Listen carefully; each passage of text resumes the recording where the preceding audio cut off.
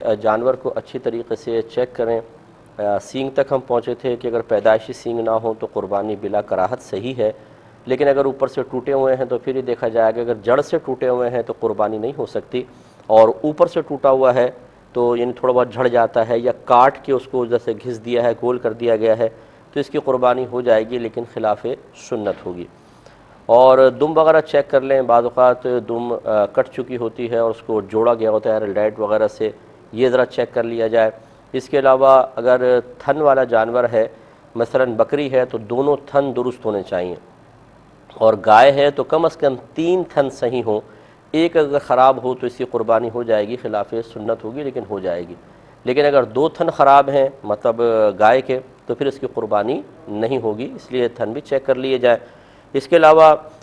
چلا کر تھوڑا سا دیکھ لیں جانور لنگڑا نہ ہو۔ ویسے تو اتنا لنگڑا جانور کہ خود چل کر قربان گاہ تک پہنچ سکے، چارہ کھانے کے لیے جا سکے، اس کی قربانی جائز ہوتی ہے لیکن مکروہ ہوگی، یہ لنگڑا ہے مکروہ ہوگی۔ لیکن اگر اس سے زیادہ ہے، جیسے ابھی بتایا کہ چل ہی نہیں سکتا ہے، وہ بالکل ایک ٹانگ اٹھا کے کھڑا ہو گیا ہے اور اس کے لیے چلنا دشوار ہو گیا ہے، تو یہ ایک بڑا عیب ہوتا ہے، اس کی قربانی نہیں ہو سکے گی، تو ذرا چلا کر دیکھ لیا جائے، بہت ہی اچھا ہے۔ تو یہ کچھ عیوب اور نقائص اچھی طریقے سے چیک کر لیے جائیں۔ اب مثال کے طور پہ بعض اوقات ایسا ہوتا ہے ہم جانور لے کر آتے ہیں، گاڑی میں چڑھاتے ہوئے یا گاڑی سے اتارتے ہوئے جانور بدک جاتا ہے، پریشان ہوتا ہے، اور اس میں اس کو چوٹ لگ جاتی ہے، بعض اوقات کھال چھل جاتی ہے، تھوڑی چر جاتی ہے، بعض اوقات کھر اس کا تھوڑا سا اکھڑ جاتا ہے، ٹانگ میں چوٹ لگ جاتی ہے جس سے وہ تھوڑا سا لنگڑانے لگتا ہے۔ تو یاد رکھیں کہ اگر گھر میں آئے اور یہ چھوٹے موٹے عیب پیدا ہوئے تو اس میں کوئی حرج نہیں ہے، غنی ہو یا فقیر وہ آرام سے قربانی اس کی کر سکتا ہے، لیکن اگر اتنا بڑا عیب پیدا ہو گیا کہ جو قربانی کی راہ میں رکاوٹ ہے، جیسے پورا کا پورا جڑ سے سینگ ٹوٹ گیا، اتنا لنگڑا ہو گیا کہ چل نہیں سکتا ہے، یا آنکھ پھوٹ گئی خدا نخواستہ جانور کی، تو ایسی صورت میں اگر وہ غنی ہے یعنی مالک نصاب ہے تو دوسرا جانور لے کر آئے گا، اس کی قربانی نہیں کر سکتا۔ اور اگر شرعی فقیر تھا اور اس نے بیچارے نے ہمت کر کے جانور خریدا تھا، تو چونکہ شرعی فقیر پر قربانی کا جانور قربانی کی نیت سے خریدتے ہی اس خاص جانور کی قربانی کرنا اس پر واجب ہو جاتا ہے، لہذا اس کے لیے لازم نہیں ہے کہ دوسرا لائے، یہ اسی کو قربان کر سکتا ہے، اللہ تعالیٰ قبول فرمائے گا۔ یہ ہے کہ جب آپ یہ اس وقت ہے کہ جب آپ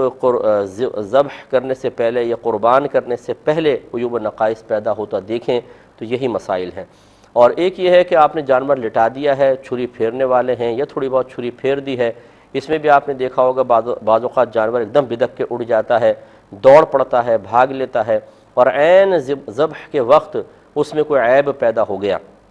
مثلا اچھلا بہت ایک دم چھری پھیرتے اچھلنے لگا اور اس سے سینگ ٹوٹ گیا مثال کے طور پر، تو چاہے یہ غنی ہو یا فقیر، اس جانور کی قربانی دونوں کے لیے شرعاً جائز ہے کہ بوقت ذبح جو عیب پیدا ہوتا ہے وہ معاف ہوتا ہے کہ اب بالکل آخری وقت ہے، تو اس کے لیے اس کی قربانی دونوں کے لیے شرعاً جائز ہے۔ ہاں اگر کوئی بہت مالدار آدمی ہے، صاحب استطاعت ہے اور صاحب ہمت بھی ہے، دل بڑا ہے، تو اگر وہ اس جانور کو کہے کہ نہیں چاہے یہ قربانی کے وقت میں اس کو نہیں قربان کرتا، دوسرا لاؤں، تو یہ نور علی نور ہے، اللہ تعالیٰ اس کو مزید برکات سے انشاءاللہ نوازے گا۔ کچھ حصوں کے بارے میں بتا دیتے ہیں کہ ایک بات یاد رکھیں کہ گائے اور اونٹ کے اندر زیادہ سے زیادہ 7 حصے دار ہو سکتے ہیں، اس سے زیادہ نہیں۔ اگر 8 آدمیوں نے حصہ ملایا تو کسی کی بھی قربانی نہیں ہوگی۔ وجہ اس کی یہ ہے کہ بکرا بکری دمبا دمبی فقط ایک شخص کی طرف سے ہو سکتا ہے، اگر اس میں 2 شریک ہوں گے تو قربانی نہیں ہوگی، اور گائے کا ایک حصہ سمجھ لیں کہ بکرے کے برابر ہے، تو اس میں بھی 2 آدمی شریک ہو گئے تو قربانی نہیں ہوگی۔ اونٹ اور گائے میں زیادہ سے زیادہ 7 حصے دار ہو سکتے ہیں، لہٰذا اگر 8 حصے دار ہو گئے، مثال کے طور پہ 8واں ملا لیا گیا، تو آپ یہ دیکھیں کہ ہر حصے میں 2 آدمی شریک ہو جائیں گے، کیونکہ اگر ایک حصہ سب کی طرف سے مان لے تو پھر جو 8واں شریک ہے وہ کسی نہ کسی کے حصے کے ساتھ شریک ہوگا، اور چونکہ ابھی یہ حصے مکس ہیں، ایک ساتھ ہیں، ابھی تقسیم تو ہوئے نہیں، تو گویا کہ یہ 8واں ہر ایک کے حصے میں شریک ہے، اور جب ہر ایک کے حصے میں شریک ہے تو ہر ایک کے حصے میں کم از کم 2 آدمی شریک ہو گئے۔ تو جس طرح ایک بکرے میں 2 آدمی شریک ہو جائیں، 2 کی طرف سے اس کو منسوب کر کے ذبح کیا جائے، قربانی کی جائے تو نہیں ہوتی، اسی طرح ان سب کی قربانی ضائع ہو جائے گی۔ لیکن یہاں وضاحت یہی ہے کہ پیسے ملانا ایک الگ فعل ہے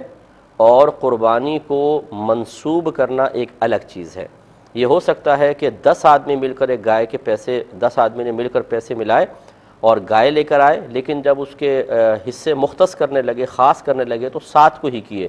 کہ فلاں فلاں فلاں 3 نے کہا ہماری طرف سے نہیں، پیسے ہم نے بھی ملا دیے۔ تو پیسے ملانے سے کوئی فرق نہیں پڑتا، اصل میں حصے منسوب کرنا یہ اصل مسئلہ ہوتا ہے۔ تو اگر 2 کی طرف سے یہ کہا کہ ایک حصہ ہے 2 کی طرف سے، ایک بکرا ان 2 کی طرف سے، یہ ہے منسوب کرنا، اور یہ غلط ہوگا، اس سے پھر قربانی ضائع ہوگی۔ گائے اور اونٹ میں 7 سے زیادہ حصے دار نہیں ہو سکتے، جبکہ بکرا، بکری، دمبا، دمبی میں ایک آدمی کی طرف سے وہ ایک جانور ہوگا۔ اگر 2 آدمی شریک ہو جائیں،